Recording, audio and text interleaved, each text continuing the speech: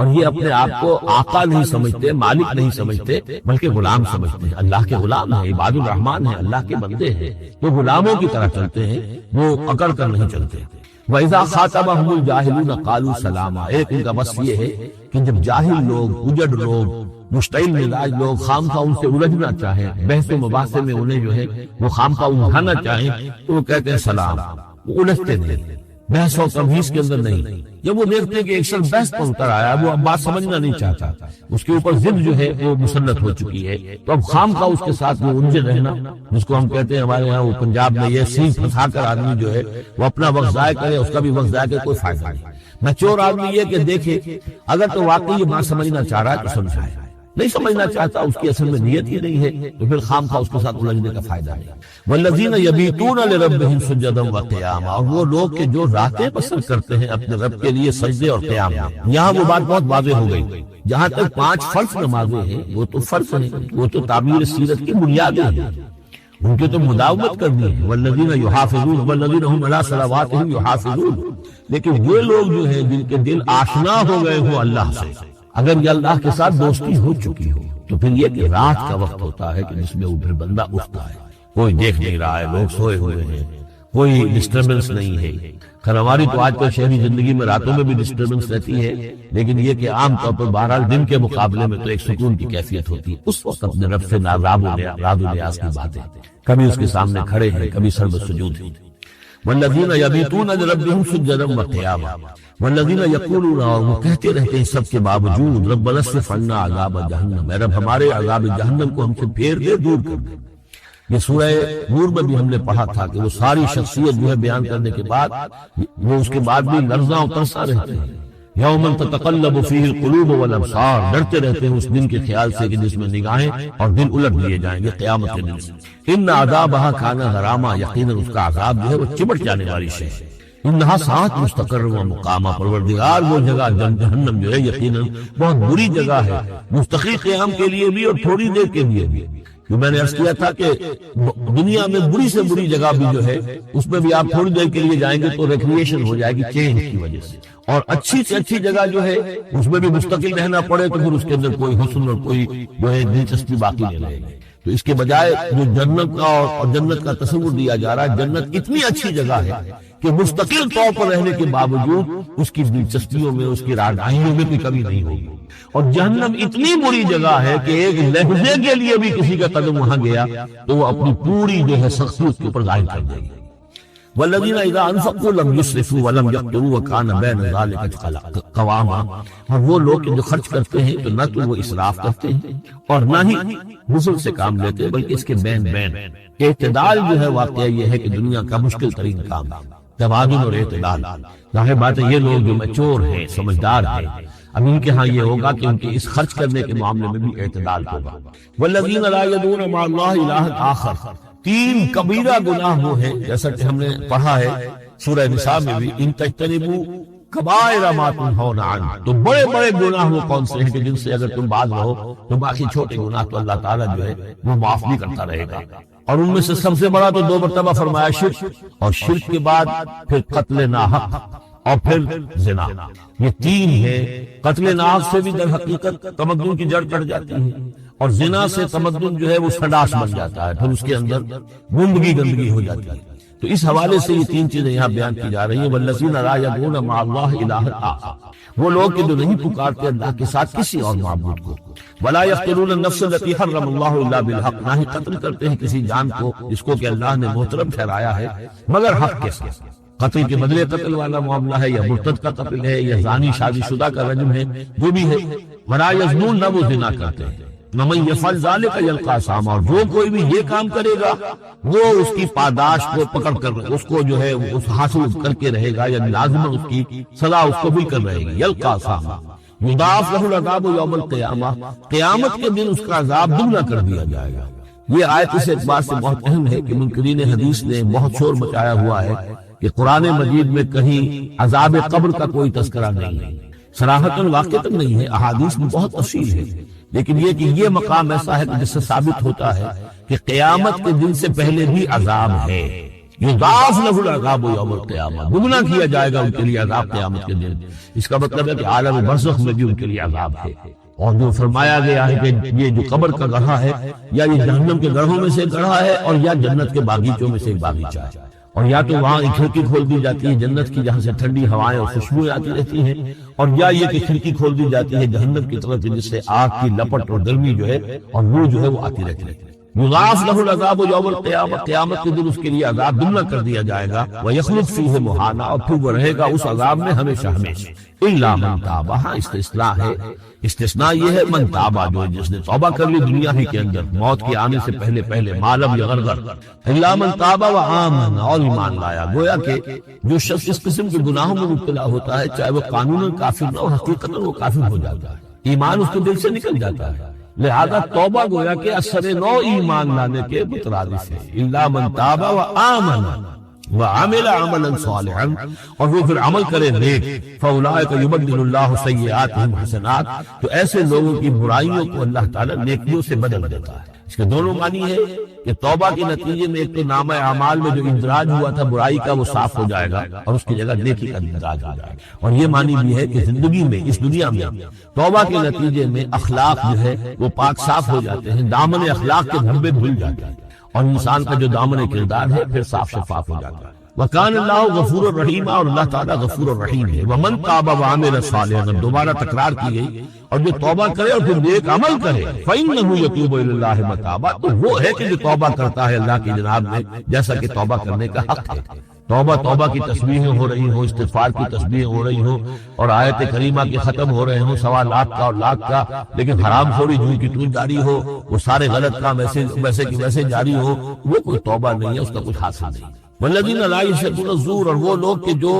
جھوٹ کے اوپر موجود بھی نہیں رہتے۔ جھوٹ کی گواہی والی بات نہیں ہے یہاں، لیکن جھوٹ کی گواہی تو گویا کہ اس کے اندر خود بخود امپلائی ہے، یعنی ان کے اندر صداقت اور حق کے ساتھ اتنی غیرت ہوتی ہے کہ جہاں کوئی جھوٹ کا گزر بھی ہو وہاں وہ اپنی موجودگی بھی پسند نہیں کرتے۔ جھوٹ کا دھندا ہو رہا ہو، جھوٹ کا کاروبار ہو رہا ہو، جھوٹ بولا جا رہا ہو، یہ وہاں پر ان کی غیرت اور حمیت جو ہے صداقت کے ساتھ اور سچ کے ساتھ وہ اتنی ہے کہ وہ وہاں موجود بھی اپنی برداشت نہیں کرتے۔ وَإِذَا مَرُّوا بِاللَّغْوِ مَرُّوا كِرَامًا، اسی طریقے سے جب وہ کسی لغو کام کے پاس سے گزرتے ہیں تو اپنے دامن کو بچا کر گزر جاتے ہیں۔ دیکھیے وہاں بھی تھا سورہ مومنین کو شروع کی آیات میں وَالَّذِينَ هُمْ عَنِ اللَّغْوِ مُعْرِضُونَ،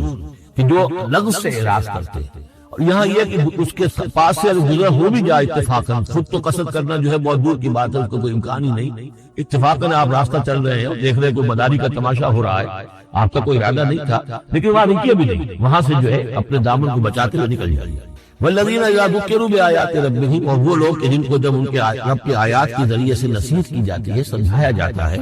لم یخروا علیہا صما وعمیانا، تو نہیں گر پڑتے اس پر بہرے اور اندھے ہو کر۔ اس کے بھی دونوں معنی ہیں، ایک تو یہ کہ مخالفت پر اندھے بہرے ہو کر کمر کس لینا جیسے کہ قریش کر رہے تھے، تو گویا کہ تعریض ہے، ان پر ایک طنزیہ انداز ہے،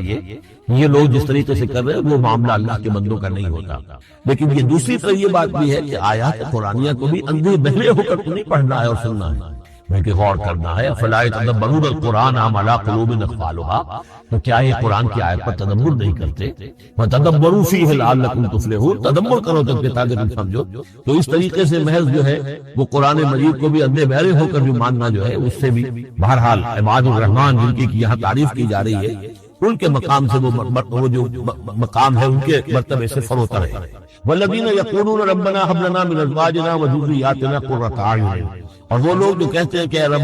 ہمیں اپنی بیویوں اور ہماری اولاد کی طرف سے آنکھوں کی ٹھنڈک عطا فرما، یعنی یہ کہ جس راستے پر ہم چل رہے ہیں ہماری اولاد ہمارے گھر والے بھی اسی راستے پر چلیں تاکہ ہماری آنکھیں ٹھنڈی ہوں۔ ایسا نہ ہو کہ میں تو اللہ کے دین کے راستے کی طرف چلنے کی کوشش کر رہا ہوں اور اولاد کسی اور طرف کو دور لگا رہی ہے، تو ایک کشاکش ہے۔ پھر یہ جو صورتحال جو ہے فرکشن گھر کے اندر پیدا ہوتی ہے، تو اللہ تو ہمیں ہمارے گھر والوں سے آنکھوں کی ٹھنڈک عطا فرما، اور آنکھوں کی ٹھنڈک ظاہر بات ہے عباد الرحمان کی کن چیزوں میں ہوگی کہ وہ بھی اللہ کے بندے بنے، اللہ کی بندگی کے راستے پہ اختیار کریں۔ وَجْعَلْنَا لِلْمُتَّقِينَ إِمَامًا، اور ہمیں متقیوں کا امام بنا۔ اس کا یہ مطلب نہیں ہے کہ امامت کی طلب ہے، بلکہ یہ کہ ہم خود امام ہے، ایک شخص اپنے گھر کا سربراہ ہے، امام ہے، تو اے اللہ جن کے ہم امام ہیں انہیں متقی بنا دے، اس لیے کہ ظاہر بات ہے کہ میدان حشر میں جب ہم چلیں گے تو اس ایک شخص کے پیچھے اس کی اولاد چلی آ رہی ہے اور معلوم ہو کہ وہ تو جہنمی ہے جو چلے آ رہے ہیں، یہ خود تو بہرحال ایک آدمی تھا نہیں، ہمارے پیچھے جو ہماری نسلیں آئیں اے اللہ انہیں بھی متقی بنا، جن کے ہم امام ہیں جو ہمارے پیچھے ہیں، جن کے کہ ہم دنیا میں جیسے کہ فرمایا ہے حدیث میں بھی آتا ہے کلکم راعٍ وکلکم مسئول عن رعیتہ، تم میں سے ہر شخص کی حیثیت ایک چرواہے کی ہے، اور اللہ نے کچھ نہ کچھ مخلوق جو ہے اپنی اس کے چرواہے کے حوالے کی۔ نشان عبرت۔ پھر ایک آیت جو اپنی جگہ پر نہایت اہمیت کی حامل ہے، اور آپ کو یاد ہوگا کہ ہماری گزشتہ 2 نشستیں اسی ایک آیت کے مطالعے میں صرف ہوئی، اور یقیناً اس آیہ مبارکہ کا یہ حق، اس لیے کہ نہ صرف یہ کہ اس سورہ مبارکہ کا یہ عمود ہے، مرکزی مضمون ہے، بلکہ جیسا کہ میں عرض کر چکا ہوں ڈاکٹر رفیع الدین مرحوم کی ایک روایت کے مطابق امام الہند حضرت شاہ ولی اللہ دہلوی رحمۃ اللہ علیہ کے نزدیک یہ آیہ مبارکہ یعنی سورہ صف کی آیت نمبر 9 پورے قرآن مجید کا عمود ہے، مرکز اور محور، جس کے گرد کے پورے قرآن مجید کے مضامین گھومتے۔ اپنی یہ ناچیز رائے بھی عرض کر چکا ہوں کہ پورے قرآن مجید کے لیے یہ آیہ مبارکہ محور ہے یا نہیں، لیکن سیرت النبی علیہ صاحب الصلاۃ والسلام کے صحیح فہم کے لیے یقیناً لازمی کلید، اس کے لیے یقیناً عمود کی حیثیت رکھتی۔ اس آیت مبارکہ کو سمجھیں گے تو سیرت النبی کا فہم حاصل ہو، اس لیے کہ کسی بھی عظیم شخصیت کے کارنامہ حیات کو ایسس کرنے کے لیے سب سے پہلے یہ سمجھنا ضروری ہے کہ اس کا مقصد کیا ہے، اس کے سامنے اپنی جد و جہد اور اپنی مساعی کے ہدف کے طور پر کیا چیز، اسی کے حوالے سے ایسس کیا جائے گا کہ کس درجے میں کامیابی۔ اس آیہ مبارکہ پر جیسا کہ میں نے عرض کیا گزشتہ 2 نشستوں کا اکثر و بیشتر حصہ صرف کر چکے ہیں۔ مجھ سے پچھلی نشست میں ایک غلطی ہوئی ہے اور اس کی طرف ایک صاحب نے ہمارے شرکائے درس میں سے انہوں نے توجہ دلائی ہے، میں ان کا شکریہ ادا کرتا ہوں۔ لِیُظْہِرَہُ جو مرکزی لفظ ہے اس عمود والی آیت کا، هو الذی ارسل رسولہ بالہدی ودین الحق لیظہرہ علی الدین کلہ۔ لیظہرہ کا جب میں نے تجزیہ کیا تو جو ابتدا میں لام آیا ہے اس کے لیے روا روی میں میری زبان سے لفظ نکل گیا کہ یہ حرف جار ہے، لام ہے حرف جار، حروف جار میں سے۔ یہ ایک غلطی ہے جو روا روی میں ہوئی ہے، اصل میں یہ یا تو اسے لام کہے کہتے ہیں یا لام تعلیل کہتے ہیں۔ لے یظہرہ تاکہ غالب کر دے اس، تاکہ وہ غالب کر دے اس۔ لام جار جو ہے حرف جار کے طور پر لام جب آتا ہے تو اسماء پر آتا ہے، افعال پر نہیں، اس لیے اس لام کے بعد محذوف مانا جاتا ہے یا کہے یا ان، لے ان یظہرہ تاکہ وہ غالب کر دے اس کو، لے کہ یظہرہ تاکہ وہ غالب کر دے اس کو۔ تو یہ جو حروف ہیں ان، لن، کہ، اذن، یہ 4 حروف وہ ہیں جو فعل مضارع پر داخل ہوتے ہیں اور پھر اس کو نصب دیں، لے یظہرہ، را پر زبر اسی وجہ سے ہے۔ تو یہ لام تعلیل کہیں یا لام کہ، البتہ ایک بات پر اگر غور کریں کہ جہاں تک مفہوم کا تعلق ہے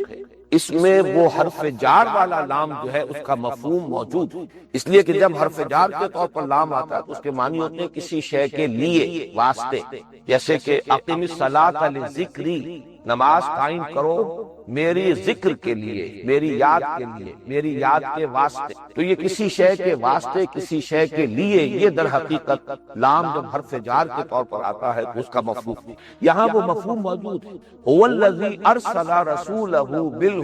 ودین الحق لیظہرہ، وہی ہے اللہ جس نے بھیجا اپنے رسول کو یعنی محمد کو صلی اللہ علیہ وسلم 2 چیزیں دے کر، الہدی یعنی قرآن حکیم اور دین حق، اس لیے یا اس واسطے کہ وہ غالب کر دے اس کو پورے کے پورے دین پر۔ تو یہ جو اصل مفہوم ہے یہاں موجود ہے۔ بہرحال جہاں تک فنی اعتبار سے یہ بات صحیح ہے کہ یہ حرف جار نہیں ہے بلکہ لام تعلیل یا لام کہ ہے۔ اب ہم آگے چل رہے ہیں، اس سورہ مبارکہ کا جو چوتھا حصہ ہے یہ پھر 4 آیات پر مشتمل ہے۔ وہ 4 آیات ابھی میں نے تلاوت کی ہیں، آپ نے سماعت فرمائی ہے۔ ان 4 آیات کا مضمون ہے جہاد کے لیے پرزور دعوت، اور اس کا جو ربط ہے اس عمود کے ساتھ اس کو پہچاننا، وہی ہے اللہ جس نے بھیجا اپنے رسول کو محمد کو صلی اللہ علیہ وسلم الہدی و دین حق دے کر تاکہ وہ غالب کرتے اس دین حق کو کل کے کل نظام زندگی پر۔ اب ظاہر بات ہے کہ یہ غلبہ دین حق محنت سے ہوگا، مشقت سے ہوگا، جہاد سے ہوگا، قتال سے ہوگا، ایثار سے ہوگا، قربانی سے ہوگا، گھر بیٹھے تو نہیں ہوگا، ہاتھ پر ہاتھ دھرے تو نہیں ہوگا۔ لہذا اس کے لیے ضروری ہے کہ اب جو لوگ بھی ایمان کے دعوے دار ہیں اللہ پر اور اس کے رسول پر، اللہ ہے اپنے رسول کو بھیجنے والا، اس پر بھی ہمارا ایمان ہے۔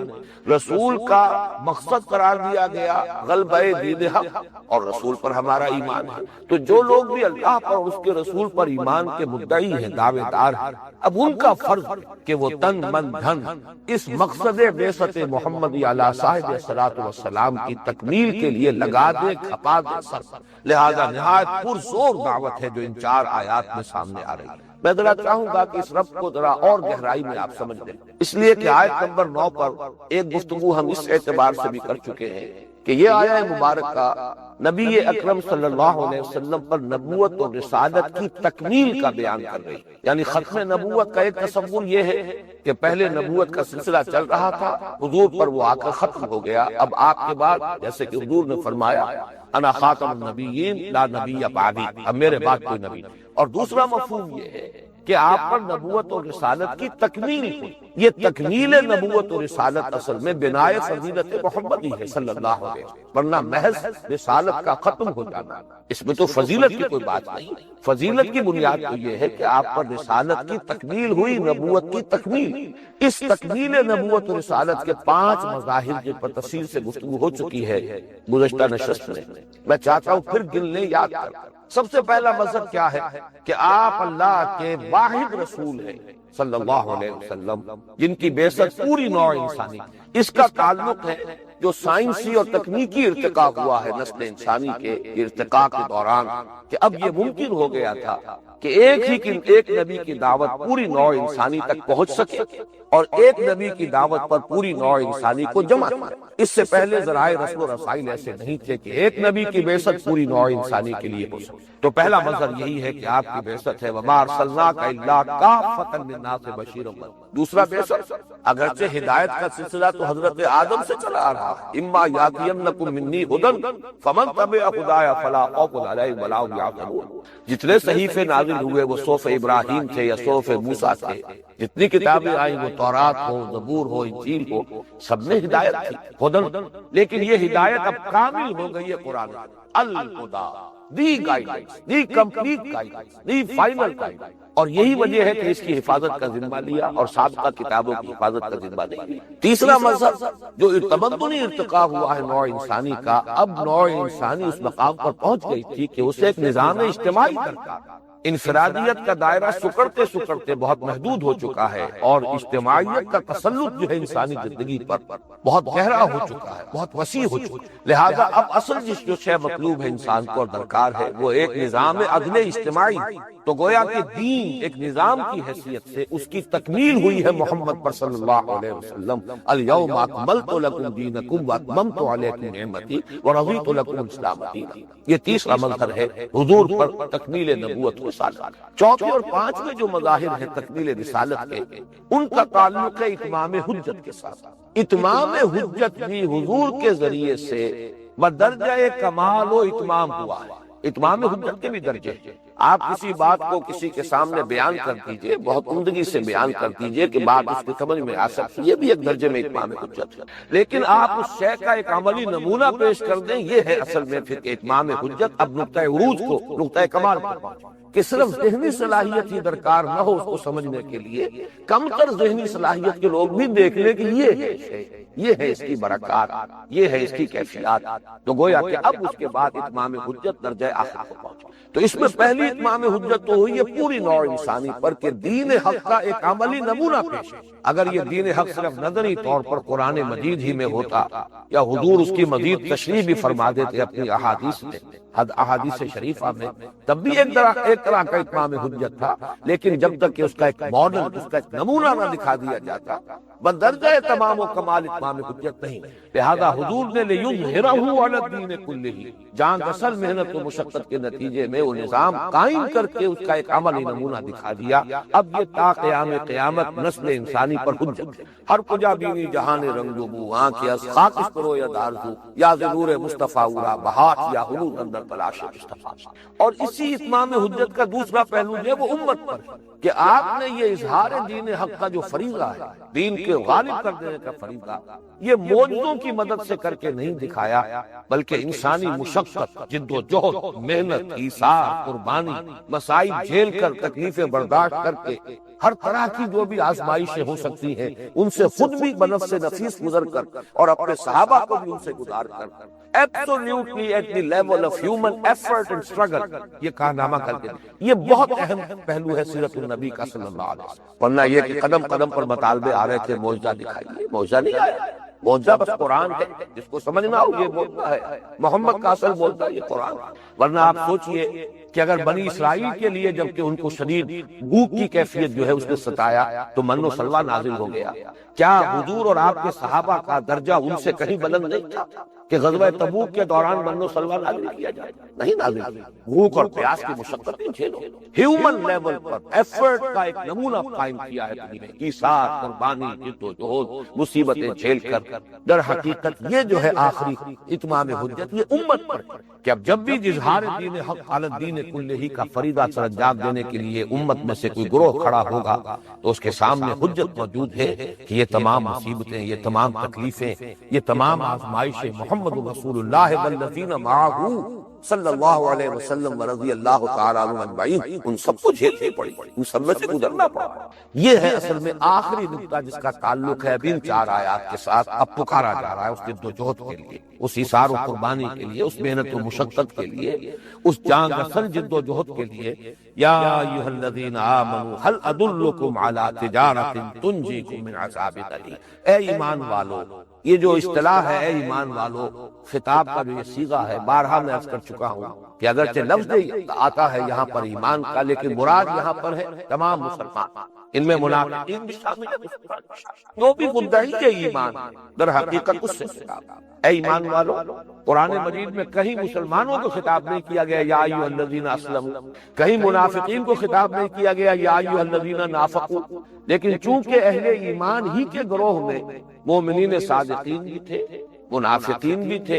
اور ایک بین بین کی کیفیت بھی تھی جس کا تذکرہ سورہ حجرات میں آ چکا ہے. قالت الاعراب آمنا قل لم تؤمنوا ولکن قولوا اسلمنا. تم یہ نہیں کہہ سکتے کہ تم مومن ہو گئے ہو، بس صرف یہ کہہ سکتے ہو کہ تم مسلمان ہو گئے، اسلام لے آئے. گویا کہ یہ 3 گروہ ہو گئے. ویسے تو یہ کہ ان تینوں کے درمیان بڑا فصل ہے. ایمان کے نہ معلوم کتنے مدارج ہوں گے، ابو بکر صدیق رضی اللہ تعالیٰ عنہ سے لے کر اور ایک عام صحابی کے ایمان تک کتنے درجات ہوں گے. پھر نفاق کے بھی کتنے درجے ہوں گے، عبداللہ ابن ابی کے نفاق سے لے کر کوئی ادنا درجے کا منافق کتنے درجے ہوں گے، بے شمار ہوں گے. اور بیچ میں یہ 0 پوائنٹ ہے کہ نہ ایمان نہ نفاق بلکہ اسلام محض. اور ان سب کو خطاب کیا جاتا ہے یا ایھا الذین آمنوا. تو یہاں پہ اصل میں ترجمہ کرتے ہوئے الفاظ اگر ہم استعمال کریں، اے ایمان کے دعوے دارو، اے ایمان والو نہیں، اے ایمان کے دعوے دارو، اے مدعیان ایمان، هل ادلکم علی تجارۃ تنجیکم من عذاب الیم. کیا میں تمہاری رہنمائی کروں، کیا میں تمہیں بتاؤں ایک ایسی تجارت جو تمہیں دردناک عذاب سے نجات دے دے، چھٹکارا دے. اس میں پہلی بات تو یہ سمجھیے کہ یہ بڑا ہی فطری اسلوب ہے تعلیم کا. سوال جواب، سوال کیا جائے تاکہ جو بھی شاگرد ہیں، جو سامع ہیں، جو بھی زیر تربیت لوگ ہیں، پہلے وہ چونک جائیں، وہ پوری طرح متوجہ ہو جائیں. یہ اسلوب قرآن مجید میں بھی بہت مرتبہ آیا ہے اور حدیث نبوی میں بہت کثرت سے، بلکہ حضور کا انداز تو بہت چونکانے کا ہوتا تھا. جیسے وہ حدیث جو ہے کہ آپ نے سوال کیا اتدرون من المفلس، کیا تم جانتے ہو مفلس کون ہوتا ہے؟ آپ حیران ہو گئے ہوں گے،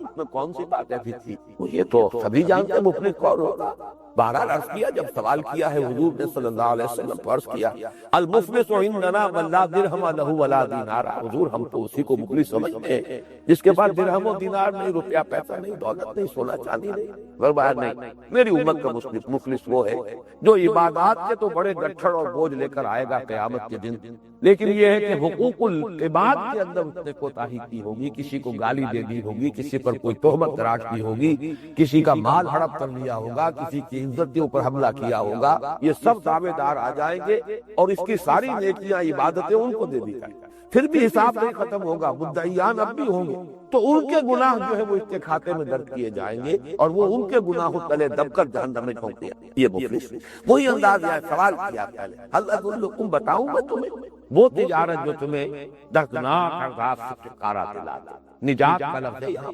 باب قال انجا ینجی انجان، هل ادلکم علی تجارت تنجیکم من عذاب علیم۔ علیم جو ہے علم کہتے ہیں تکلیف کو، رنج و علم اردو میں مستعمل ہے، علیم فعیل کے وزن پر صفت مشبہ بن گیا، نہایت رنج دینے والا، نہایت تکلیف دہ۔ فارسی میں اگرچہ علم ناک کا لفظ استعمال ہو جاتا ہے لیکن اصل میں دردناک لفظ جو ہے فارسی کا ہوگا، دردناک عذاب، علمناک عذاب۔ اب دوسرا پوائنٹ یہ نوٹ کیجئے کہ لفظ تجارت یہاں آیا ہے، اس قدر آسان فہم لفظ، یہ بات میں نے بارہا کہی ہے، قرآن مجید ہے اپنے اصل میسج اور پیغام کو نہایت سادہ الفاظ میں، کوئی منطقی پیچ نہیں، کوئی فلسفیانہ بھاری بھرکم اصطلاحات نہیں۔ اب تجارت ہر شخص جانتا ہے،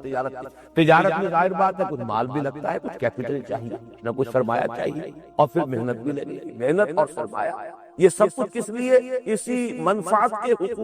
حصول منفعت کے لیے، نفع کے حصول کے لیے کچھ پیسہ بھی لگانا اور مال اپنی جان بھی کپانا، محنت بھی کرنا، یہ تجارت۔ تو یہاں پر وہ لفظ استعمال کیا ہے تجارت کا کہ جس کا مفہوم جو ہے وہ ہر شخص کو معلوم۔ تنجیکم من عذاب علیم پر زیادہ توجہ۔ سوال یہ نہیں ہے کہ کیا تمہیں وہ راستہ بتایا جائے جو تمہیں بہت اعلیٰ منصب دلاتا، بہت اونچے درجات تک پہنچاتا۔ اگر یہ سوال ہوتا تو اس کا امکان باقی تھا کہ اس سے کمتر پر بھی نجات تو ہو سکتی۔ بھائی تمہیں وہ ہم گیٹ پیپرز دیتے ہیں جس سے فرسٹ ڈویژن آ جائے، چلیے تو گویا کہ ایک طالب علم یہ سمجھ سکتا ہے کہ مجھے نہ بھی مل سکے وہ تو پاس ہونے کا امکان تو پھر بھی، لیکن یہ کہ یہاں کہا جائے تنجیکم من عذاب علیم، جو تمہیں دردناک عذاب سے۔ اگر کہ عام طور پر کہا جاتا ہے کہ مفہوم مخالف جو ہے وہ ہر جگہ پر لازمی طور پر درست نہیں ہوتا، لیکن اس مقام پر سمجھیے کہ مفہوم مخالف جو ہے وہ لازمی ہے اور ضروری، ورنہ یہ کلام محمل ہے۔ اگر تصور یہ ہو کہ اس کے بغیر بھی نجات ہے تو پھر یہ کلام محمل ہے، اس کا مطلب ہے کہ آپ کو اس کلام کے اوپر اعتماد نہیں۔ معلومہ نجات ممکن ہی نہیں ہے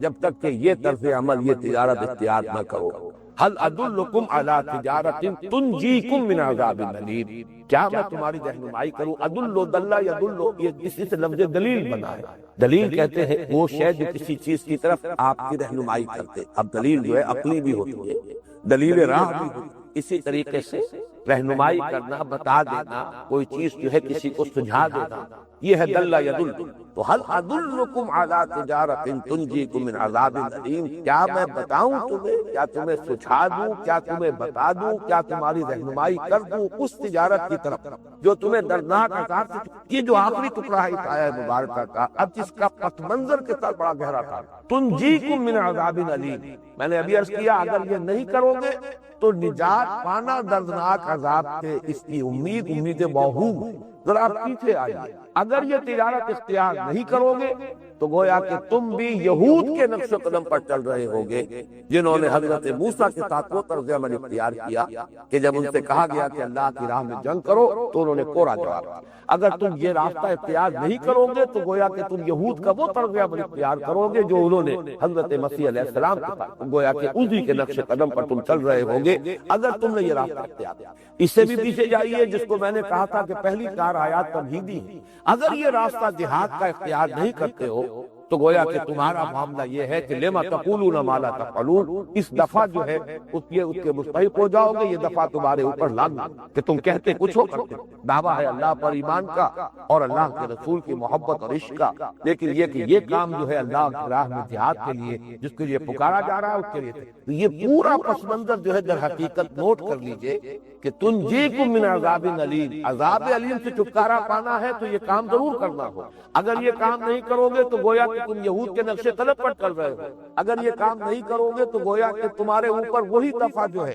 وہ عائد ہو جائے گی کہ لما تقولون ما لا تفعلون، کبر مقتا عند اللہ ان تقولوا ما لا تفعلون، کیوں کہتے ہو جو کرتے نہیں ہو، اور اللہ کے غضب اور بیزاری کو بھڑکانے والی ہے یہ بات کہ تم کہو جو کرتے۔ اس مقام پر میں چاہتا ہوں کہ ایک آیت مبارکہ جو ہمارا مطبوعہ جو ہے کتاب کی شکل میں منتخب نصاب، اس میں وہ ایک مستقل درس کی حیثیت سے ہے، لیکن یہاں در حقیقت میں نے اپنے اس درس کے دوران اس کو اس جگہ پر مناسب سمجھا ہے کہ یہاں اس آیت کو، یہ آیت نمبر 24 جو ہے سورہ توبہ کی، اس کو یہاں لگا دیا۔ میرے نزدیک اس مضمون کو اس قدر کلیئرلی اس آیت کے اندر واضح کیا گیا ہے، وہ چاہیے کہ اچھی طریقے سے ہم نشید کریں کہ جہاد کا کیا مقام اور مرتبہ ہے ہمارے لیے، اس لیے کہ جہاد سے روکنے والی چیزیں کیا ہوتی ہیں؟ دنیا کی محبت، مال کی محبت، رشتہ داروں کی، اولاد کی، بیوی کی، اور ان تمام علائق دنیاوی اور مال و اسباب دنیاوی کی محبت ہے، یہی تو راستہ روکتی ہے۔ تپتی راہیں مجھ کو پکاریں، دامن پکڑے چھاؤں گھنیری، یہی چیزیں ہیں کہ جو انسان کو روکنے والی ہیں۔ لہذا دیکھیے کہ کس قدر خوبصورتی سے، کتنی جامعیت سے، فصاحت و بلاغت کی انتہا۔ اور ویسے یہ کہ علامہ اقبال نے بھی واقعہ یہ ہے کہ بہت ہی یعنی ایک ثبوت فراہم کیا ہے جامعیت کا اپنے شعر کے اندر، جہاں پہ کہ ان تمام چیزوں کو انہوں نے دو میں جمع کر، یہ مال و دولت دنیا، یہ رشتہ و پیوند، بتان وہم و گناہ، لا الہ الا اللہ۔ تو گویا کہ ایک ہے رشتہ و پیوند اور ایک ہے مال و دولت دنیا۔ یہاں قرآن مجید نے مال و دولت دنیا کی 3 صورتیں،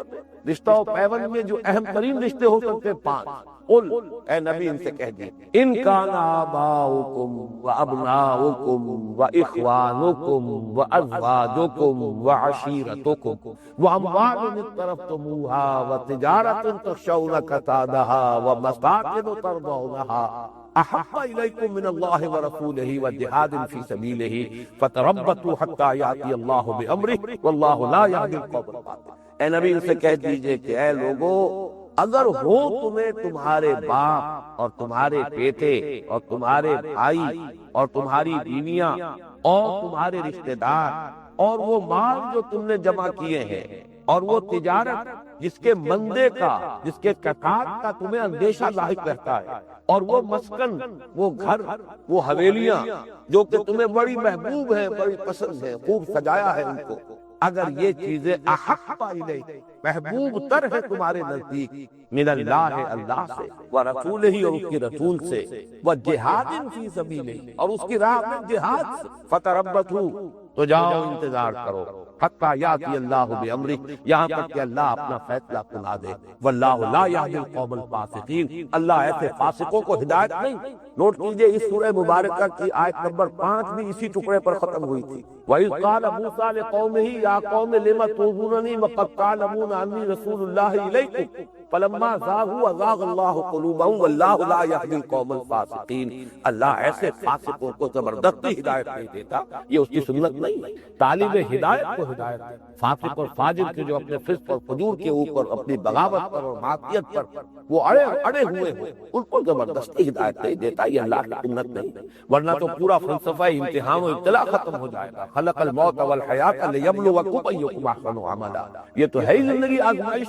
اللہ جبرن ہدایت دے دے تو پھر اس میں آزمائش کا مسئلہ تو ختم ہو گیا۔ تو نوٹ کیجئے یہاں گویا کہ ایک ترازو ہے جو ہم میں سے ہر شخص کو بھی اپنے باطن میں نصب کر لینی چاہیے۔ ایک پلڑے میں 8 محبتیں ڈالیے، باپ کی محبت، بیٹے کی محبت، بھائی کی محبت، بیوی کی محبت، اولاد اور رشتہ داروں کی محبت، سب یہ رشتہ و پیوند، بڑے پیارے الفاظ اقبال نے بھی جو استعمال کی۔ دولت دنیا کی جو ہے، یہ مال و دولت دنیا، اس کی 3 صورتیں۔ مال انسان نے جو جمع کیا ہے، جو بھی اس نے اپنی محنت کی ہے، اس سے جو بھی یہاں ہے وہ مختلف شکل میں اس کا جو بھی کیپٹل ہے، اس کا جو سرمایہ ہے، اس کے جو ایسٹس ہے۔ پھر نمبر 2 جو بھی کاروبار جمایا ہے، محنت سے جمایا ہے، بڑی مشقت کی ہے اس کے لیے، بڑی محنت کے ساتھ جو ہے وہ اب کاروبار اس جگہ پر پہنچا ہے کہ اب اس میں سے اگر ذرا بھی انسان اپنا وقت نکالتا ہے، اپنی توجہ ہٹاتا ہے، تو کاروبار کا معاملہ یہ کہ وہ پہیہ الٹا پھرنے لگتا ہے، پھر بجائے نفع کے نقصان ہونا شروع ہو جاتا ہے۔ لہذا وہ کاروبار جس کو انسان محنت سے جماتا ہے، وہ ہمیشہ کے لیے چاہتا ہے، اپنے اندر لٹاپین رکھتا ہے انسان کو، تو اس کے کساد کا تو بڑی محنت کے ساتھ اس کاروبار کو جو ہے یہ پہیہ جو ہے گھمایا ہے، اس کو بڑی محنت کے ساتھ، اب اس کا جو ہے اس کے اندر کساد اور مندے کا اندیشہ تمہیں لاحق رہتا ہے۔ اور آخری شے،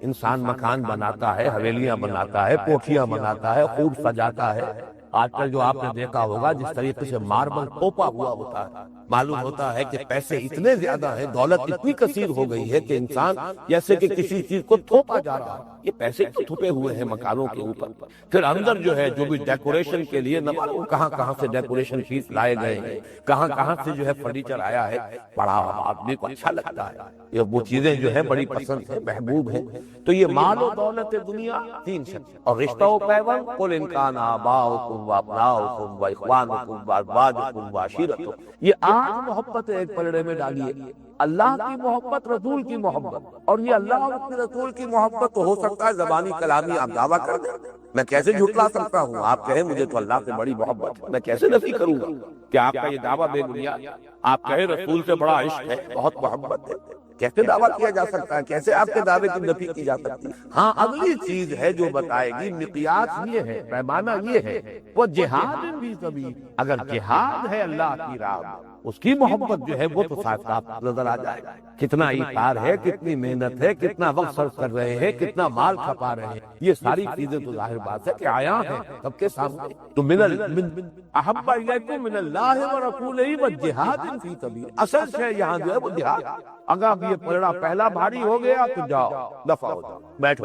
یہاں تک کہ اللہ اپنا فیصلہ سنا دے، اور اللہ ایسے فاسقوں کو ہدایت دے۔ یہ آیت مبارکہ اور ذرا نکلے گی جب ہم آخری جو سورت ہے سورہ حدید اس کا مطالعہ کریں گے، وہ ہمارا پورا چھٹا حصہ جو ہے منتخب نصاب کا اسی ایک سورت پر مشتمل ہے، لیکن اس میں میں چاہتا ہوں دو باتیں اور نوٹ کر لی، کیونکہ یہاں بھی لفظ محبت آیا ہے۔ انسان کو کتنی محبت ہے اللہ سے اور اس کے رسول سے اور اس کی راہ میں جہاد سے، اور سورہ صف کی آیت نمبر 4 میں بھی لفظ محبت آیا ہے، ان اللہ یحب الذین یقاتلون فی سبیلہ صفا کانہم بنیان مرصوص، اللہ کو تو محبت ہے اپنے ان بندوں سے جو اس کی راہ میں جنگ کرتے ہیں، اس طرح صفیں باندھ کر گویا کہ سیسا پھیلائی کی بات۔ ان دونوں محبتوں کے حوالے سے جان لیجئے کہ محبت ہمیشہ باہمی ہوتی، آپ کو کسی سے محبت ہے تو اس کو بھی آپ سے لازماً محبت ہوتی۔ انگریزی کا جو محاورہ ہے لو begets love and hatred begets hatred، آپ کے دل میں کسی سے نفرت ہے، چاہے اوپر سے چاپلوسی آپ کر رہے ہیں اور جو بھی ہے سخن سازی کر رہے ہیں، لیکن آپ کے دل کی نفرت یہ ریفلیکٹ ہوگی اور اس کے دل میں بھی آپ کی طرف سے نفرت پیدا ہوگی۔ آپ کے دل میں محبت ہے، چاہے آپ نے اس کا اظہار نہیں کیا ہے، زیادہ آپ نے جذبات سے اظہار کیا، آپ کو عادت نہیں ہے، آپ کا مزاج نہیں،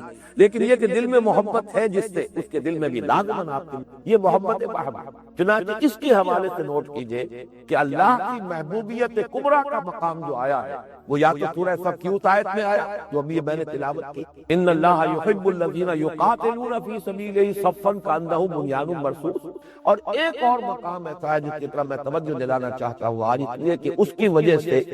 ذہن جو ہے وہ صحیح بات تک نہیں پہنچتا بلکہ راستے میں ایک جگہ پر اٹک کر، وہ آیت جو ہے ہمارے ہاں مذہبی مواعظ میں، تقاریر میں، خطبات جمعہ میں بہت کثرت سے بیان ہوتی ہے، قل ان کنتم تحبون اللہ فاتبعونی یحببکم، اے نبی ان سے کہہ دیجئے، سورہ آل عمران کی آیت نمبر 31 ہے، ان سے کہہ دیجئے اگر تم اللہ سے محبت کرتے ہو تو میرا اتباع کرو، اللہ تم سے محبت کرے گا۔ یہ محبت باہمی کی آیت جو ہے وہ غالباً جس طرح یہ دونوں دو طرفہ محبت کا ذکر آیا ہے یہاں، غالباً میرے ذہن میں اس پر پورا اعتراض نہیں ہے، میرا اندازہ ہے کہ شاید اس طرح سے یہ کہیں بھی جمع ہو کر ایک آیت میں محبت باہمی، ان کنتم تحبون اللہ، اگر تم محبت کرتے ہو اللہ سے، اور جو نتیجہ نکلے گا یحببکم اللہ، اللہ تم سے محبت کرنے لگے گا، تو درمیان میں اس کے لیے جو شرط بتائی ہے، راستہ بتایا ہے فاتبعونی، یہاں اس لفظ اتباع کا جو تصور ذہنوں میں بیٹھا ہوا ہے یہ راستے میں الجھا دیتا ہے آدمی کو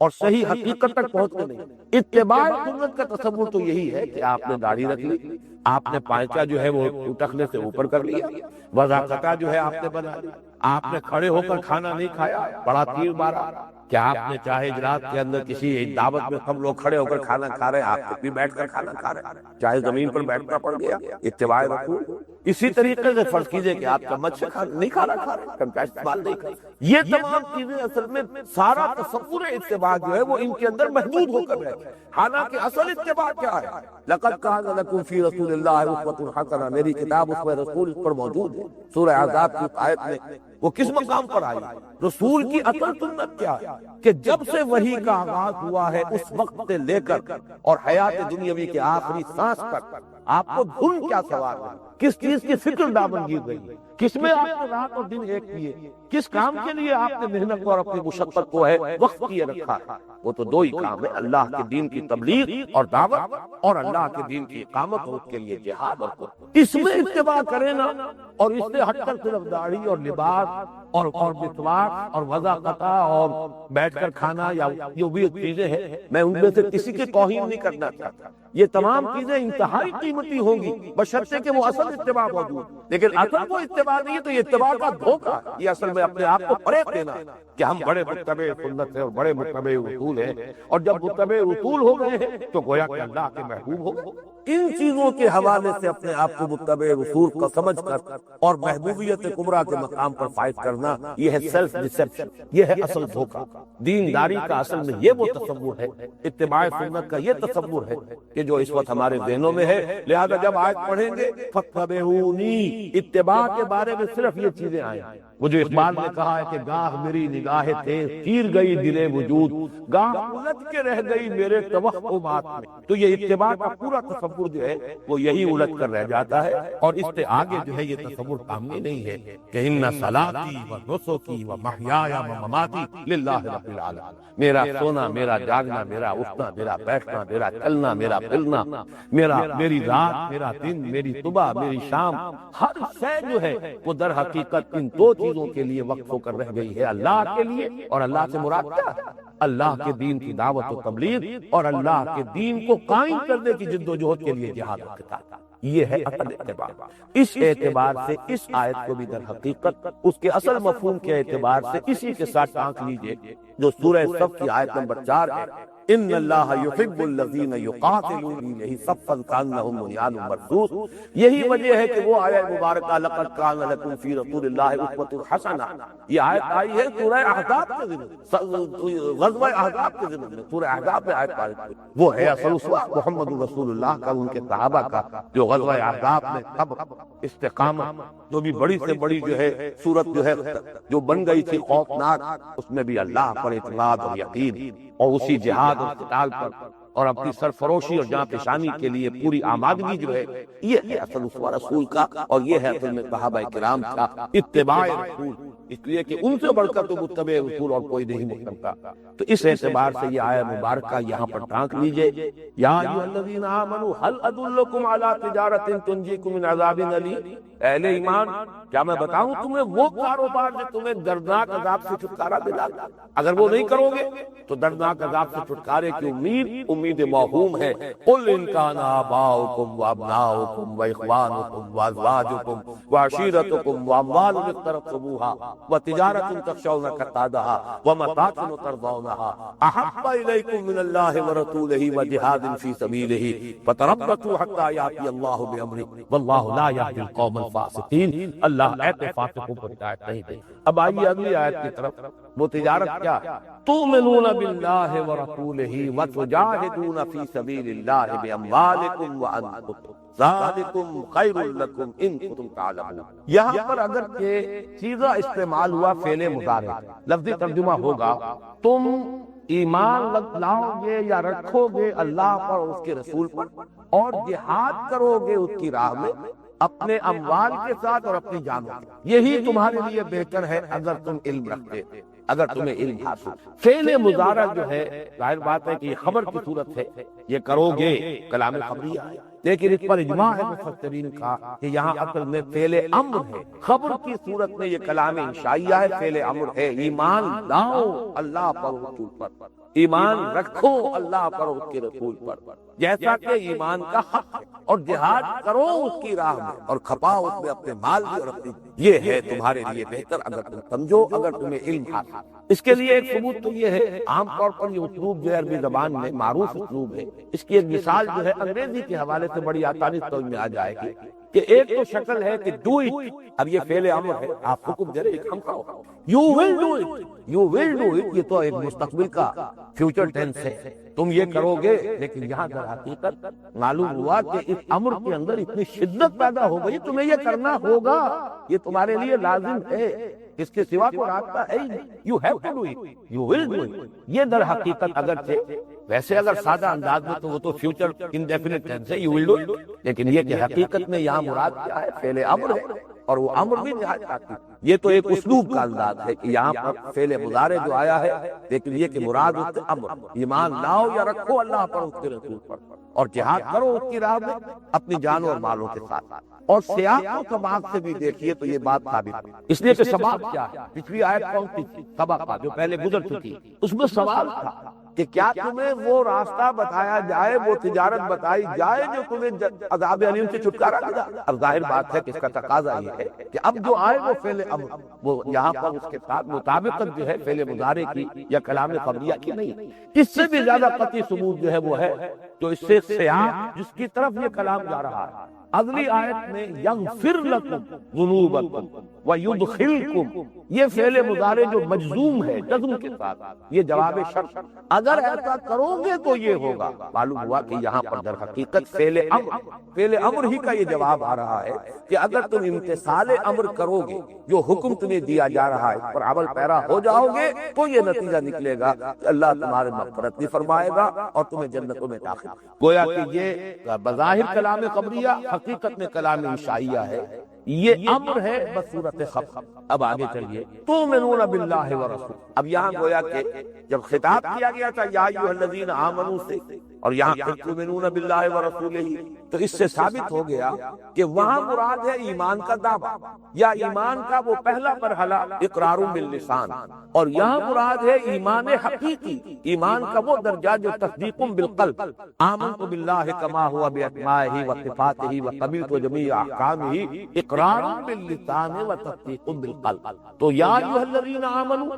جو پہلی آیت تھی، آیت نمبر 10، وہاں ایمان سے مراد ہے ایمان کا وہ ابتدائی یا قانونی مرحلہ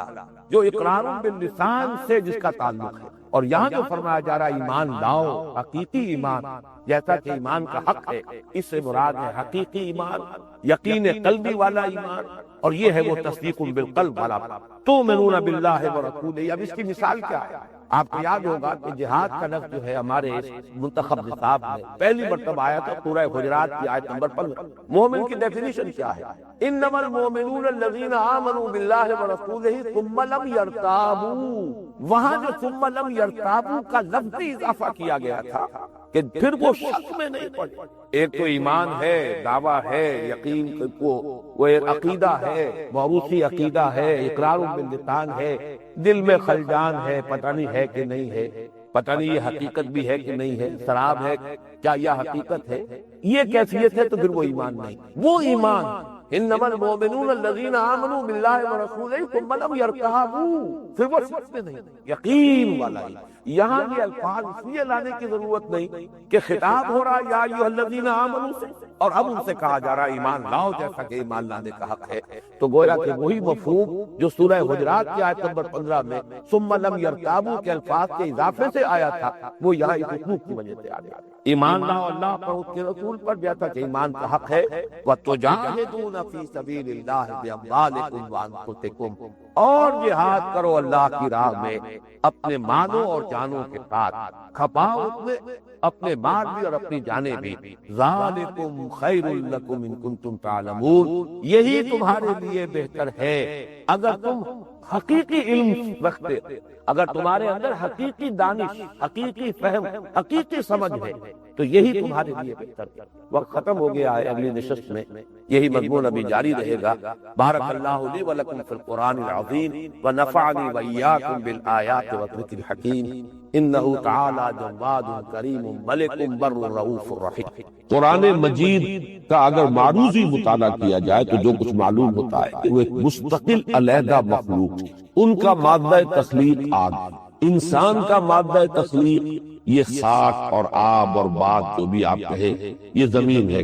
یہ جو کرسٹ آف دی ارتھ، یہ ان دونوں کا بالکل جداگانہ مادہ تخلیق۔ جنات چونکہ ایک زیادہ لطیف تر مادہ تخلیق سے وجود میں آئے ہیں، لہذا وہ ایک لطیف تر ایک ہستی کے حامل ہیں، وہ ہماری اس کائنات میں بہت دور دور تک چلے جائیں، جبکہ انسان ایک کثیف تر اور ایک زیادہ انرٹ جو ہے اس کا مادہ تخلیق ہے، زمین، مٹی۔ تو اس کی لیمیٹیشنز ہے یہ اب جیسا کہ آپ کو معلوم ہے مشینیں ایجاد کر کے تو کافی دور تک جا رہا ہے، چاند پر بھی جا اترا ہے اور اس سے بھی آگے نکل گیا ہے، اور اس کے وہ جو ہے ابھی جو 11 سال سے مسلسل چل رہا تھا وہ چکر کاٹ کے اب وہ سولر سسٹم سے باہر ہی نکل گیا ہے۔ لیکن یہ کہ خود انسان ایز سچ اپنے طور پر جو ہے وہ تو زمین کے ساتھ بندھا ہوا ہے، یہ اس سے اوپر جو ہے اڑ نہیں سکتا، جبکہ جنات کے لیے بہت دور دور تک رسائی۔ پھر یہ کہ انسان جو ہے وہ حیتیں اور شکلیں بدلنے پر قادر نہیں ہے، جبکہ جنات جو ہے وہ اس پر قادر ہیں، وہ کبھی انسانی شکل میں بھی آ سکتے ہیں، وہ کبھی کوئی اور صورت بھی اختیار کر سکتے ہیں، چونکہ ان کا مادہ تخلیق جو ہے وہ لطیف۔ پھر چونکہ انسان کا مادہ تخلیق یہ خاک ہے تو اس کے اندر طبعاً جو ہے تواضع ہے، اس میں تمرد، شیطنت اور سرکشی جو ہے وہ ایکسیپشنل ہوتی ہے، جبکہ جنات کے اندر چونکہ ان کا مادہ تخلیق جو ہے وہ آگ ہے، طبعاً ان کے اندر شیطنت ہے، تمرد ہے، غرور ہے، سرکشی ہے، لیکن یہ کہ ان میں بھی ایسے ہیں کہ جو صحیح رخ پر ہیں، جو صحیح ایمان والے ہیں اور جو اپنی بندگی کے مقام کو پہچانتے ہیں، اخلاق بھی ان کے اعلیٰ ہیں۔ پھر یہ کہ جیسے انسانوں میں نر اور مادہ ہے، اسی طریقے سے جنات میں بھی نر اور مادہ ہے، ان کے بھی توالد و تناسل کا سلسلہ چلتا ہے جیسے کہ انسانوں میں چلتا ہے۔ ان تمام چیزوں میں ہر اعتبار سے مختلف وجود کے حامل ہیں فرشتے۔ فرشتوں کا مادہ تخلیق جو ہے وہ نور ہے اور ان کا کوئی جسمانی وجود نہیں ہے، اگرچہ وہ بھی شکل اختیار کر سکتے ہیں، وہ اور بھی لطیف تر جو ان کا مادہ تخلیق ہے۔ قرآن مجید میں اگرچہ مذکور نہیں ہے کہ فرشتوں کو اللہ نے نور سے پیدا کیا، لیکن صحیح مسلم میں حضرت عائشہ صدیقہ رضی اللہ تعالی عنہا سے یہ روایت مروی ہے کہ اللہ تعالیٰ نے فرشتوں کو نور سے پیدا کیا۔ تو چونکہ صحیح حدیث ہے، مرفوع حدیث ہے، حضرت عائشہ صدیقہ رضی اللہ تعالی عنہ سے مروی حدیث ہے، لہذا اس کا درجہ بہت قریب پہنچ جاتا ہے قرآن کے۔ تو گویا کہ ملائکہ کا معاملہ یہ ہے کہ وہ نور سے پیدا ہوئے، جنات نار سے پیدا ہوئے، انسان کا جو بدن حیوانی وجود ہے وہ خاک سے پیدا، لیکن ملائکہ کے اندر کوئی تذکیر و تانیث نہیں ہے، کوئی توالد و تناسل نہیں ہے، ان کے ہاں کوئی اولاد نہیں ہے، ان کے ہاں وہ ولادت کا معاملہ نہیں ہے، نہ ان میں کوئی نر اور مادہ کا فرق ہے، اور وہ اپنے رب سے بہت قریب ہے، لطیف ترین ہے وجود کے اعتبار سے۔ تو یہ تین ہے وہ وجود اس کائنات کے اندر۔ ویسے تو اس کائنات کے اندر جو ہے آپ کو معلوم ہے کرے کتنے ہیں اور سورج کتنے ہیں اور چاند کتنے ہیں، ان کی کوئی گنتی ممکن نہیں ہے، اس کی پہنائی کا کسی کو علم نہیں ہے، لیکن صاحب تشخص اور مکلف وجود جو اللہ کے احکام کے مخاطب ہے